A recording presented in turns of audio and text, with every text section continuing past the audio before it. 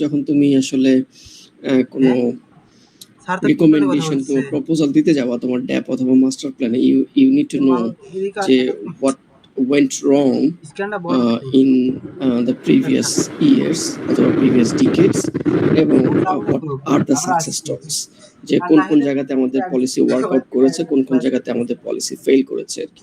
So এই কারণে এই হিস্ট্রিগুলো জানা থাকা প্রয়োজন আর কি।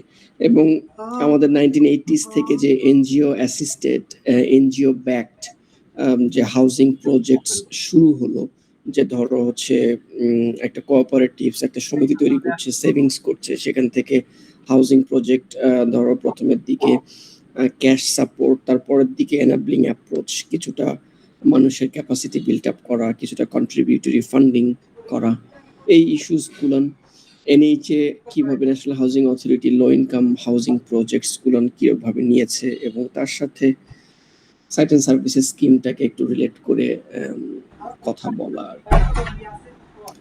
এরপরে আমরা ল্যান্ড ওনারশিপ, তারপরে হচ্ছে ল্যান্ড সার্ভের বিষয়গুলো নিয়ে ডিসকাস করেছি, যে ল্যান্ড টেনিউর টাইপস কি ধরনের হতে পারে, অথবা ল্যান্ড ট্রান্সফার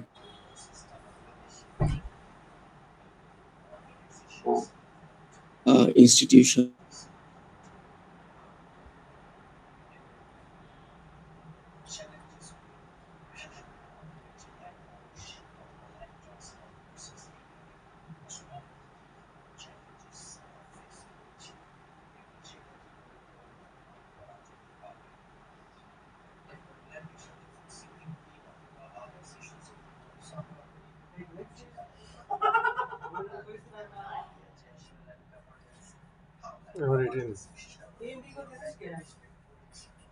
আরে এমনিতেই অটো কানেক্ট হয়ে গেছিল, কি হবে কত নেটটা তুই কানেক্ট করে রাখবি, তাই না?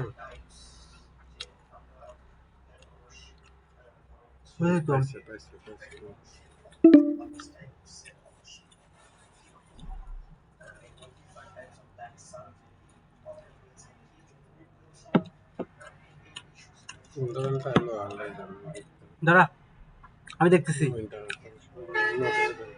আবার আইসে কারে ডিস্টার্ব তুমি করতে হবে না, অন্যরা ও কাম করে দিলি তো। আমি দেখতেছি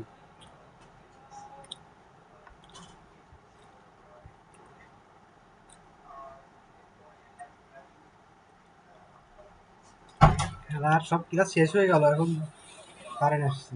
নিচেটা দেশ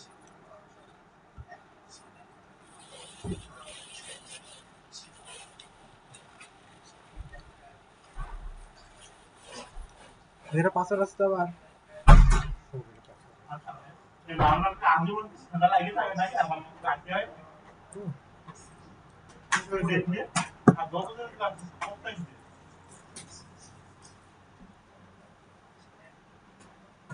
টাকাটা ছাড়ে, যার ফলে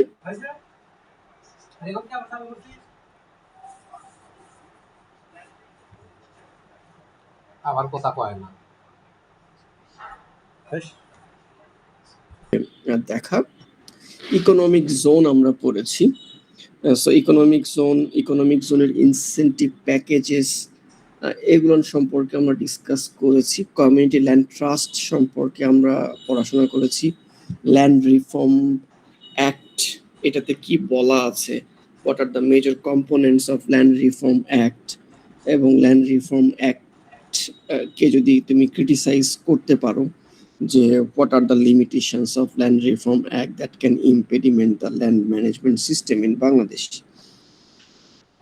আমরা কিছু ইন্টারন্যাশনাল কেস স্টাডি পড়েছি, যে ফর এক্সাম্পল নেদারল্যান্ডে যে ল্যান্ড ডেভেলপমেন্ট অ্যাক্ট 1985 অথবা তার আগে পরে কিভাবে তারা ল্যান্ড ম্যানেজ করছে, ছোট ছোট পার্সেলগুলোকে তারা কিভাবে অ্যাকিউমুলেট করছে, কিংবা ল্যান্ড ট্যাক্স অথবা ল্যান্ডের যে ডিস্ট্রিবিউশন সেটাকে তারা কিভাবে ম্যানেজ করছে। ওকে, এই জিনিসগুলো। আর পার্টিসিপেটরি ল্যান্ড রিঅ্যাডজাস্টমেন্ট পিলার যেটা আমরা বলি, সো সেটা কিভাবে কাজ করছে, land readjustment, inclusive participatory and inclusive land readjustment আমি ম্যাটেরিয়ালস দিয়ে দিব। আর গাইডেড ল্যান্ড ডেভেলপমেন্টের কথা আমরা বলেছি, সো গাইডেড ল্যান্ড ডেভেলপমেন্টের ইস্যুস আসতে পারে আর কি। আর আরো দুইটা টপিক আমরা পড়েছি, সেটা হলো যে এগ্রিকালচারাল খাসল্যান্ড, এগ্রিকালচারাল এবং নন এগ্রিকালচারাল খাসল্যান্ড ডিস্ট্রিবিউশন, সেখানে কি কি ধরনের পলিসি আছে, কারা পাবে, কতটুকু পাবে, কতটুকু থাকলে সে আসলে খাসল্যান্ডের ডিস্ট্রিবিউশন লিস্টে আসতে পারে। এরপরে জলাধর অ্যাক্টের কথা আমরা বলেছি, জলাধর অ্যাক্ট আমরা পড়াশোনা করেছি। সো জলাধর অ্যাক্টটাকে একটু ক্রিটিসাইজ করা, অথবা জলাধর অ্যাক্টের মেইন কম্পোনেন্ট গুলো কি, what are the objectives of the Jaladhar act 2000, এই জিনিসগুলো সম্পর্কে একটু ধারণা রাখা। ওকে, সো মোটা দাগে আমরা যদি বলি তাহলে এই হচ্ছে আমাদের মেজর টপিক।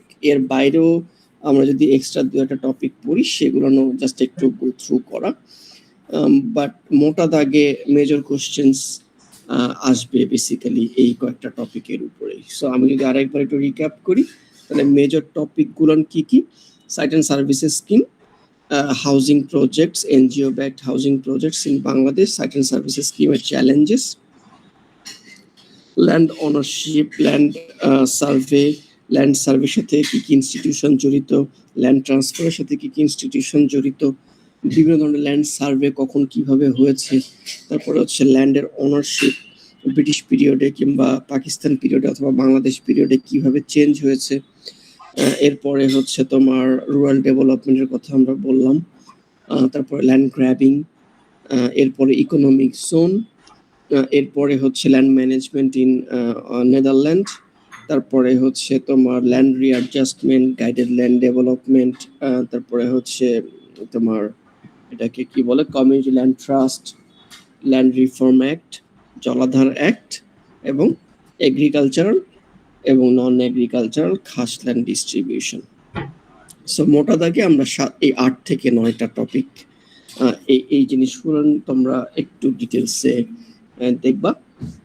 আর হচ্ছে যদি পেরিফেরাল অন্য কোনো যদি আমি স্কিপ করে যাই কোনো টপিক, সেটাও জাস্ট একটু দেখে নিলে আর কি। ওকে, এখন তোমাদের দিক থেকে কোনো কোশ্চেনস অথবা কোয়েরিজ আছে কিনা?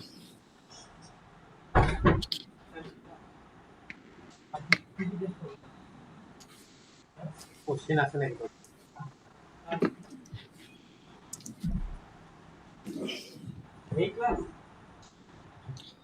কোনো কোশ্চেন আছে?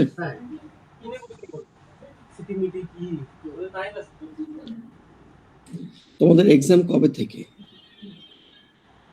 স্যার আমাদের এক্সাম 27 তারিখ থেকে স্যার। 27 তারিখ, আজকে হচ্ছে 15 তারিখ। আমি যতটুকু বললাম এটুকু কি তোমরা লিখে নিয়েছো কিনা আর কি? জি স্যার। তারপরেও যদি কোনো কোশ্চেন থাকে আমাকে তোমার হোয়াটসঅ্যাপ অথবা ইমেইলে নক করতে পারো। I'll try to respond as soon as possible. So question মোটামুটি তোমাদের তো যেহেতু 14 মার্কস এক একটা কোশ্চেনে, সো কিছু কিছু কোশ্চেনে 2টা কোশ্চেন থাকবে, ধরো 8, 6, 7, 7 এরকম। আবার কিছু কিছু কোশ্চেনে 3টা কোশ্চেনও থাকতে পারে, যে 2 কিংবা 3 মার্কসের একটা, 4 কিংবা 5 মার্কসের একটা, আর বাকিটা 6-7 মার্কসের। কিছু জিনিস খেয়াল রাখা দরকার বিশেষ করে রাইট আপের ক্ষেত্রে। একটা হলো যে টু দ্য পয়েন্ট ইস্যুসগুলোকে অ্যাড্রেস করা, নট নেসেসারিলি যে তোমাকে আসলে একদম মুখস্থ লিখতে হবে। Since you are a 3rd year student, কোশ্চেনে কিছুটা আসবে হয়তো তোমার ওপিনিয়ন জানতে চাওয়া হবে আর কি, অথবা তোমার আসলে তোমার ক্রিটিক্যাল থিঙ্কিংটাকে একটু জানতে চাওয়া হবে আর কি। সো অনেক সময় আসলে আমাদের কোশ্চেন অ্যারাইজ করে, আমরা নিজেরাও চিন্তা করি যে আমি এত লিখলাম, 3 পেজ 4 পেজ লিখলাম, কিন্তু স্যার আমাকে মার্কসই দিল না। সো মার্কস ক্যারি 2-3 পেজ লিখলেও নাও করতে পারে। এর ভিতরে কয়েকটা কারণ হচ্ছে যে যেটা জানতে চাওয়া হয়েছে সেটাকে অ্যাড্রেস না করা, হাতের লেখা প্লাস ওরিয়েন্টেশনটা একটা ইস্যু হইতে পারে, হয় সাধারণত যখন এক্সামিনার হাতের লেখা পড়তে পারে না কিংবা অনেক হিবিজিবি হাতের লেখা কাটা, সো তখন আসলে তার নিজেরও একটু মার্কসের দিকে একটু ইনফ্লুয়েন্স আসতে পারে আর কি। আরেকটা ইস্যু হলো যে ভেরি মাচ জেনারেলাইজড অ্যান্সার,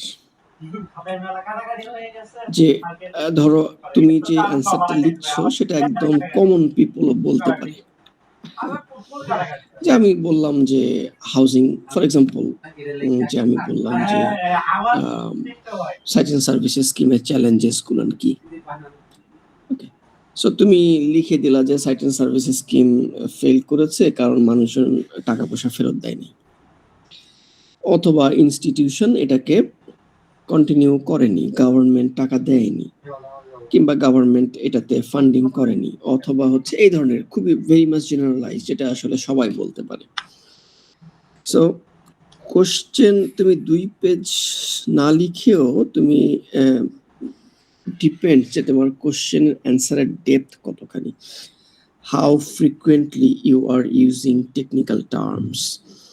যেহেতু আমি সবসময় বলে থাকি যে তুমি অ্যাজ এ প্ল্যানার তোমার কিছু প্ল্যানিং জার্গন আছে, তুমি যখন একজন ডাক্তার আর একজন ডাক্তারের সাথে কথা বলে দেখবা যে অনেক টার্মস তুমি বুঝতে পারবে না। একজন আর্কিটেক্ট যখন আরেকজন আর্কিটেক্টের সাথে কথা বলে তখন হচ্ছে অনেক টার্মসই তাদের একদম ভেরি মাচ টেকনিক্যাল, যেটা জেনারেল পিপলের সম্পর্কে জানার কথা না। বাট আমরা যদি আমাদের প্ল্যানিং এর অ্যাপ্লিকেশনসটা ধরে রাখতে চাই, আমাদেরকে আসলে 2টা স্ট্রিমে ইমপ্রুভ করতে হবে আর কি। একটা হলো যে আমি যখন জেনারেল পিপলকে অ্যাড্রেস করব, আমি যখন কোনো একটা পাবলিক ফোরামে যাব, তখন আমি প্ল্যানিংকে এমনভাবে গুছায় বলবো যে সে আসলে ভিজুয়ালাইজ করতে পারবে, মনে হচ্ছে আমি গল্পের মতো করে বলছি আর কি। বাট আমি যখন কোনো একটা টেকনিক্যাল মিটিংয়ে যাব, for example you are writing for me, right, যে আমি একজন ধরো urban planner, you are also going to be an urban planner and you are writing to me to get the marks or getting evaluated. So সেক্ষেত্রেও আসলে planning জার্গনস, planning terms আসাটা জরুরি, যে সেখান থেকে আসলে জানা যায় যে how efficiently you are using the planning terms and how you can relate the planning terms with the other ideas. Okay. So marks হচ্ছে এই 3-4টা ফ্যাক্টরের উপরে বেসিক্যালি ভ্যারি করে আর কি। ওকে, সো আমি হয়তো অনেক সময় মনে করতে পারি যে আমি তো অনেক বড় কিছু লিখলাম কিন্তু মার্কস তো আসলো না আর কি। সো মার্কস এরকম 3-4টা ফ্যাক্টরের উপর ডিপেন্ড করে আর কি। ওকে, সো কাইন্ড অফ আমরা এটাকে রুব্রিক্স বলতে পারি আর কি, যে তুমি ধরো হচ্ছে হাতের লেখা ভালো না হোক, হাতের লেখা সবারই ভালো না, ঝকঝকে হাতের লেখা কারোরই না, কিন্তু নিট অ্যান্ড ক্লিন থাকা, যে খাতা চারিদিকে একটু পর্যাপ্ত মার্জিন রাখা, একটু স্পেস রেখে রেখে, একদম ধরো খাতার উপরে 1 লাইন আবার একদম নিচে 1 লাইন এরকম না, পর্যাপ্ত স্পেস রেখে লেখা, একটু বুলেট পয়েন্ট ইউজ করা, একটু ধরো হচ্ছে ডায়াগ্রাম ইউজ করা, যেটা তুমি হচ্ছে 2টা প্যারাগ্রাফে লিখতে পারছো সেটা একটা ডায়াগ্রাম ইউজ করো, প্লাস হচ্ছে 2-3টা লাইন ওই ডায়াগ্রামটাকে এক্সপ্লেন করার জন্য ইউজ করো। সো যার ফলে খুব তাড়াতাড়ি আসলে তোমার আইডিয়াটা যে ইভ্যালুয়েট করবে খাতা তার কাছে ক্লিয়ার হয়ে যায় আর কি। সো এই ধরনের কিছু টেকনিক্স ইউজ করা so that you can carry good marks. Okay, এবং মানে পরীক্ষা এটা তো ফরমেটিভ পরীক্ষা, সরি সামেটিভ পরীক্ষা, দ্যাট মিনস এইখানে আসলে অ্যাসেস করা হয় যে তোমার আসলে এফিসিয়েন্সিটাও, যে তুমি আসলে একটা ভেরি মাচ মানে কনফাইন্ড টাইমে তুমি আসলে কতটুকু টাইম ম্যানেজ করতে পারছো, এবং এই কনফাইন্ড টাইমে তুমি তোমার আইডিয়াটাকে কতখানি এক্সপ্রেস করতে পারছো আর কি। বাইরের দেশেও মাস্টার্সেও যাবা, তুমি পিএইচডি তে যাবা, তুমি যদি ইউএসএ তে যাও কিংবা কানাডাতে যাও, তোমাকে আসলে থিওরি কোর্স করে লিখিত পরীক্ষায় পাশ করে তারপরে তোমাকে আসলে ক্যান্ডিডেসি পাশ করতে হবে, ইভেন ইন পিএইচডি। সো লিখিত পরীক্ষা সব জায়গাতেই এখনো পর্যন্ত আছে, কম আর বেশি। সো এই জায়গাগুলোতে মানে একটু ইমপ্রুভমেন্টের জায়গা আছে আর কি। ওকে, যে আমি আসলে খুব কম সময়ের ভিতরে কত এফিশিয়েন্টলি আমি আমার আইডিয়াটাকে প্রেজেন্ট করতে পারছি। এবং ধরো আমরা লেকচারেও যখন হচ্ছে ভিডিও দেখাই কিংবা ছবি দেখাই কিংবা ফুললি লেকচার দিই অথবা গ্রুপ ডিসকাশন করি, তুমিও তোমার রাইটিং এ ফাইনাল এক্সামে শুধুমাত্র টেক্সট না লিখে অন্যান্য ফরম্যাট ইউজ করেও তোমার এক্সপ্রেশনটাকে জানাইতে পারো। সেই ফর্মস হতে পারে, আমি একটু আগে যেটা বললাম যে ছোট্ট একটা ডায়াগ্রাম, বুলেট পয়েন্ট, তারপরে হচ্ছে ছোট ছোট প্যারাগ্রাফ, তারপরে হচ্ছে একটা দুটা যদি ছবি আঁকাইতে পারো। ছবি না আঁকাইলে যে তুমি মার্কস কম পাবো তা না, but it could be N option. So এই ধরনের ডিফারেন্ট মোড ইউজ করতে পারো যাতে তুমি যে আইডিয়া যেটা তুমি প্রেজেন্ট করতে চাইছো সেটা আসলে তোমার যে রিডার তার কাছে অডিবল হয় আর কি, আন্ডারস্ট্যান্ডেবল হয়। ওকে, সো খাতায় লেখার সময় অথবা আমরা ধরো আমরা সব অনলাইনে তোমাদেরকে ম্যাটেরিয়ালস দিচ্ছি আর কি, এটাও খুব একটা নেগেটিভ সাইড। আসলে ম্যাটেরিয়ালস যত দূর সম্ভব একটু প্রিন্ট আউট করা যদি পসিবল হয়, অথবা একজন প্রিন্ট আউট করে বাকিগুলো সব ফটোকপি করে নিলা। এখনো পর্যন্ত মানুষের হিউম্যান ব্রেন তৈরি হয়েছে আসলে পেন এন্ড পেপারের জন্য। আমরা আসলে যতটুকু স্ক্রিনে পড়ে মনে রাখতে পারি, পেন এন্ড পেপারে পড়লে অথবা একটু লিখলে সেটা আসলে আরো বেশি মনে রাখা যায় আর কি। তো যার ফলে library works is very important. Okay, so তুমি লাইব্রেরিতে গেলে লাইব্রেরিতে নট নেসেসারিলি বইয়ের জন্য যাবা, লাইব্রেরিতে স্পেস থাকতে পারে, পড়াশোনার স্পেস থাকতে পারে, স্টাডি স্পেস থাকতে পারে। সো সেখানে গিয়ে দু চারটা বই কিংবা এই অনলাইন ম্যাটেরিয়ালস দিয়ে নিজের মতো করে একটা নোট তৈরি করা আর কি। ওকে, সো তুমি ধরো 60 মার্কসের জন্য ফাইনাল, 70 মার্কসের জন্য ফাইনালে যাচ্ছ উইদাউট গেটিং এনি প্রিপারেশন, মানে হচ্ছে তুমি হাফ প্রিপারেশন নিয়ে যাচ্ছ, তুমি শুধুমাত্র পড়াশোনা করছো, মুখস্থ করছো, কিন্তু তোমার লেখার প্র্যাকটিসটা হচ্ছে না। ওকে, সো তার মানে তুমি আসলে 50% প্রিপারেশন নিয়ে ফাইনাল এক্সামে যাচ্ছ। তো যার ফলে it is always a good idea যে সব কোর্সের ক্ষেত্রে নাও হোক, সব টপিকের ক্ষেত্রে নাও হোক, অল্প কিছু টপিকের ক্ষেত্রে নিজের মতো করে নোট তৈরি করা, যে তুমি যেরকম একটা করে কোশ্চেন, সেই কোশ্চেনটাকে নিজের মতো করে হাতে লেখা, এবং ওই নোটটাকেই তুমি জাস্ট পরীক্ষার আগে একটু রিভাইজ দিলে আর কি। That can help A lot, because তোমার পড়াশোনার ওই 50% প্রিপারেশন হচ্ছে, সাথে সাথে লেখারও প্রিপারেশনটা হয়ে যাচ্ছে। কারণ ল্যাপটপ কিংবা মোবাইল এসে আমাদের লেখার প্র্যাকটিসটা অনেক কমে গিয়েছে আর কি, যার ফলে তুমি যখন হঠাৎ করে লিখতে বসো 6 মাসে একবার, তোমার হাতের জড়তা কাটে না। সো ব্রেইন এবং হ্যান্ডের সিঙ্কটা হয় না।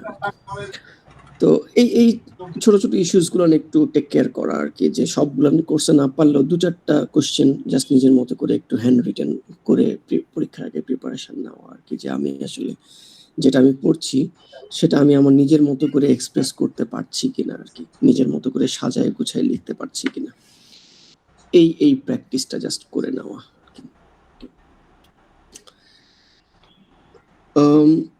So this is all I need to say. এখন তোমাদের দিক থেকে যদি কোনো কোয়েরিজ না থাকে তাহলে আমরা শেষ করছি। স্যার আমাদের তো স্যার সিটির ভিতরে একটা সিটি দেওয়া হয়েছে, আর একটা স্যার অ্যাসাইনমেন্ট টপিক দিতে চাইছিলেন, আর একটা টপিক স্যার সিটি নিতে চাইছিলেন, আর আমরা স্যার শনিবারে ওই সিটিটা দিতে যাচ্ছি। জি স্যার। এই সামনের শনিবার? জি স্যার। আচ্ছা, তাহলে সিটির টপিকটা তাহলে কি হতে পারে, কোনটার উপরে দিতে চাও? স্যার আমাদের গতবার স্যার দুইটা টপিক ছিল, ইপিজেড ছিল আর একটা গ্লোবাল ল্যান্ড গ্র্যাবিং ছিল স্যার, সেখানে ল্যান্ড গ্র্যাবিংটা আমরা দিয়েছিলাম আর ইপিজেডটা বাকি ছিল। আচ্ছা, ইপিজেড এর সাথে তোমরা আরেকটা জিনিস অ্যাড করে নাও, সেটা হচ্ছে যে তোমার যে কমিউনিটি ল্যান্ড ট্রাস্ট, তাহলে তোমাদের প্রিপারেশনও হয়ে গেল। সিএলটি যেটা কমিউনিটি ল্যান্ড ট্রাস্ট, হ্যাঁ, আর তুমি কিংবা তোমরা একটু হাইলাইট করতে পারো, আমাকে জাস্ট একটু টপিকগুলো বলে দিলে যে কোন কোন টপিকের ম্যাটেরিয়ালস তোমরা পাওনি কিংবা মনে হচ্ছে যে ইনঅ্যাডিকুয়েট। স্যার আপনার লাস্ট এটা দিয়েছি হ্যাঁ 2টা ক্লাসে স্যার পাওয়া হয়নি। ওইটা টপিকের নাম কি ছিল স্যার? টপিকের নাম আমাকে টেক্সট করে দিও, আমি কালকের ভিতরেই তোমাদেরকে পাঠিয়ে দিব আর কি। জি স্যার, আপনাকে আমি কমিউনিটি ল্যান্ড ট্রাস্টের তো ডকুমেন্ট আমি তোমাদেরকে দিয়েছি, আর ইপিজেড এর এসিজেড এর তো ডকুমেন্টস আগেই প্রোভাইড করা আছে। সো আমি কোশ্চেন করে পাঠিয়ে দেব, তোমরা তাহলে ক্লাস টেস্টটা দিয়ে দিও। আর অ্যাসাইনমেন্ট হচ্ছে অ্যাসাইনমেন্টটা তোমরা পরীক্ষার আগে কি জমা দিতে পারবা নাকি মানে তোমাদের প্ল্যান কি? স্যার অ্যাসাইনমেন্টটা স্যার আপনার যেদিন পরীক্ষা ওই দিন পাঠিয়ে দিলে হবে নাকি স্যার আগে দিয়ে দেব?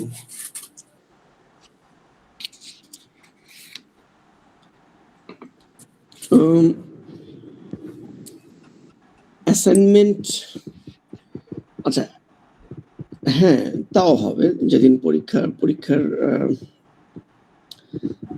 খাতার সাথে দেওয়া যেতে পারে। আমি তোমাদেরকে একটা অ্যাসাইনমেন্ট থ্রো করব, এইটা আমার একটু সময় লাগবে, হয়তো রোববার আমি একটু ইয়ে করে রাখছি, আমি রোববারে তোমাদেরকে অ্যাসাইনমেন্ট টপিকটা দিব। সো এরপরে তোমরা দেখো যে তোমরা কবে ফিজিবল টাইম হয় তোমাদের জন্য, আমাকে জানাও, আমি তাহলে সেভাবে প্রিপারেশন নিচ্ছি আর কি। জি স্যার। স্যার আপনি যতগুলো ম্যাটেরিয়াল প্রোভাইড করেছেন এই ব্যতীত স্যার এক্সট্রা কিছু কি বাকি আছে? মানে যেগুলো দেওয়া হয়নি সেগুলো দিলেই স্যার হয়ে যাবে, কারণ আগেরগুলো স্যার আছে স্যার আমাদের কাছে। আমি একটু চেক করে দেখব। হ্যাঁ আমি একটু চেক করে দেখব। ওকে আমি একটু চেক করে দেখব, যদি কোনোটাতে যেগুলো পাঠাইছে আমি কি ফরওয়ার্ড করব তাহলে স্যার আপনার বুঝতে সুবিধা হয়। না তোমার ফরওয়ার্ড করতে হবে না, আমি আগে পাঠাই, তারপরে যদি তোমার কোথাও মিসিং মনে হয় আমাকে জানালে আমি সেটা প্রোভাইড করব। ঠিক আছে স্যার।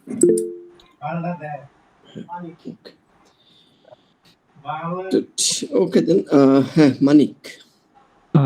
স্যার একটা প্রশ্ন ছিল স্যার, হচ্ছে আপনি ওই যে আমাদের ম্যাটেরিয়ালস গুলো দিয়েছিলেন তার সাথে আরো অনেক আনুষঙ্গিক ছিল, তো মোটামুটি অনেকগুলো শীট হয়ে গেছে, তো আমরা আসলে সেমিস্টার ফাইনালের জন্য স্পেসিফিক কোনগুলো পড়বো এটা যদি একটু আইডেন্টিফাই করে দিতেন তাহলে খুব ভালো হতো স্যার।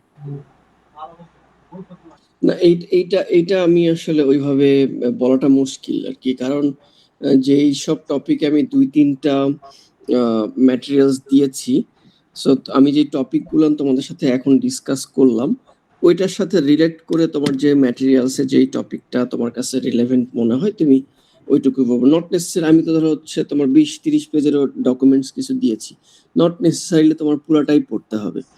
সো আমরা যে টপিকগুলো স্লাইডে ছিল, তারপরে হচ্ছে আমি আজকে যে ছোট ছোট মেজর ইস্যুস গুলো বললাম, এই ইস্যুস গুলোর সাথে তোমার ওই ডকুমেন্টে কোথায় লিংক পাওয়া যায় ওইটা একটু পড়লেই হচ্ছে আর কি। সো নট নেসেসারিলি তোমার যে পুরো ডকুমেন্টসটাই পড়তে হবে আর কি। এইটাই হচ্ছে তোমার একটু নিজে থেকে নিজের ইনটিউশন ইউজ করা আর কি। কারণ আমি যদি আসলে তোমাকে মানে ওই ম্যাটেরিয়ালসে আমি যদি বলে দিই যে এই 2 পেজ থেকে 4 পেজ পড়ো, ওইখান থেকে 2 পেজ থেকে 3 পেজ পড়ো, সো এটা আসলে it is a time consuming task, এবং তোমাকে আসলে কনফাইন করে দেওয়া হচ্ছে যে তাহলে আমার এখানে পড়লে তো হচ্ছে আর কি। সো ফাইনালে এটা করাটা একটু মুশকিল, যার ফলে আমি আজকে এই রিভিউ ক্লাসটা নিলাম যে মেজর টপিকগুলো তোমাকে বললাম, এই টপিকগুলো মাথায় রেখে এই টপিকের সাথে রিলেট করে ম্যাটেরিয়ালস থেকে তোমার যতটুকু প্রয়োজন তুমি সব ততটুকু নিলা আর কি। জি স্যার বুঝছি স্যার। স্টিল যদি পার্টিকুলার কোনো তোমার হচ্ছে টপিক কিংবা ম্যাটেরিয়ালসে বুঝতে অসুবিধা হয় কিংবা অ্যাম্বিগুইটি থাকে, আমাকে হোয়াটসঅ্যাপে নক করতে পারো অথবা ইমেল করতে পারো, I will try to respond. Okay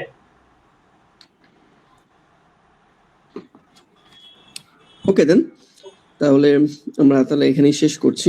sir আমাদের ওই কমিউনিটি ল্যান্ড ট্রাস্টের পিডিএফটা স্যার পাওয়া হয়নি, ওটাও স্যার একটু দিতেন। ঠিক আছে, আমি আজকে এখনই পাঠিয়ে দিচ্ছি। Thank you sir. Okay, okay then. So thank you.